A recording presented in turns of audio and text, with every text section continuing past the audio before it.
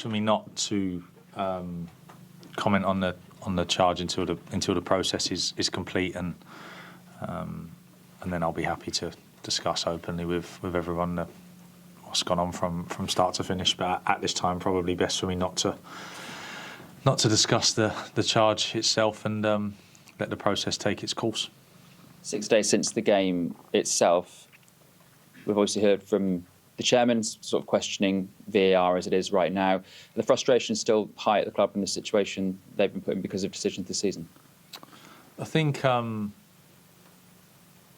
think not just the club, and maybe not frustrations. I think you can feel it nationally, really. I think across the whole league, there's been a lot of frustration or disappointment around some of the decisions and the way the season has sort of gone with VAR and other bits and pieces. So obviously, not to say it's all bad. There's been some really good calls and things that have definitely helped. But I would say, not only at Wolves, I would say there is a desire from everybody for it to improve, the standard of it to improve.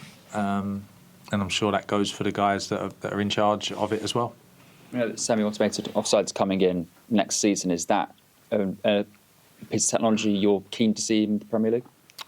Yeah, I think so. Depending on accuracy, always, of course. I presume that those sort of checks have been done and that everyone's happy with it. I've spent an awful lot of time this season speaking to Howard about offsides, and not just from my games, from lots of other games as well, and trying to explain my concerns on some of the things on the accuracy of the lines and where they meet the ground. It never looks quite right to me. Not never looks quite right, but often doesn't look quite right. Spent a lot of my Sundays speaking to Howard, sort of trying to give him my views on it as a manager and a former player on how I think it can be improved. And hopefully this is part of the improvement for next season. I spoke to Jose Sarr on Wednesday, and he was saying that you could argue that some of the big calls this season have cost Wolves up to 10 points in the table this season. If that was the case, you'd be sixth in the league. When you look at the table, do you think, oh man, what could have been? No, I don't blame anybody else or credit anybody else for our league position apart from us. So we're responsible for our results and how many points we've managed to accumulate. And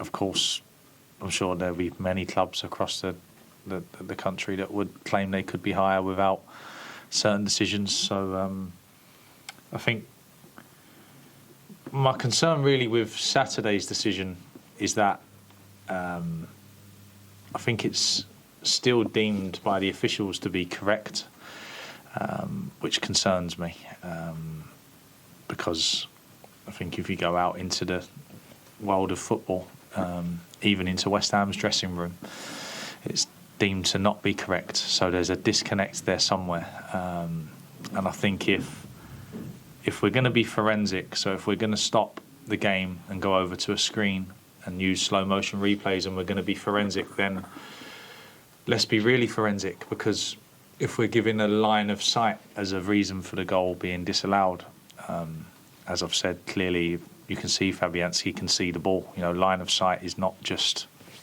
linear. There's 3D. He can see above people, below people, as well as around people. So I think I struggle to understand what was impacted in Fabianski's preparation for saving the goal. He can see the ball. He can move freely. So that's my sort of concern with the decision, really. I think the level should be higher, and hopefully it gets higher. That's not saying that I'm right. And then I've seen some of the other reasons given, spoken to Howard around proximity to the goalkeeper, so how close the player is to the goalkeeper.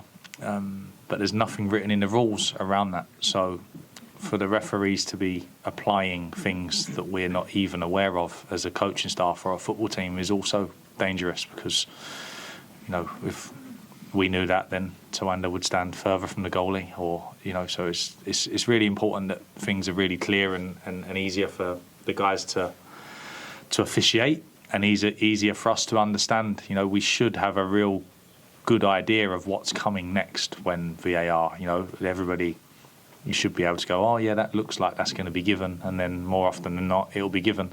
Whereas it doesn't feel that way at the moment. I think there's maybe a disconnect between the end result and what people expect at this moment.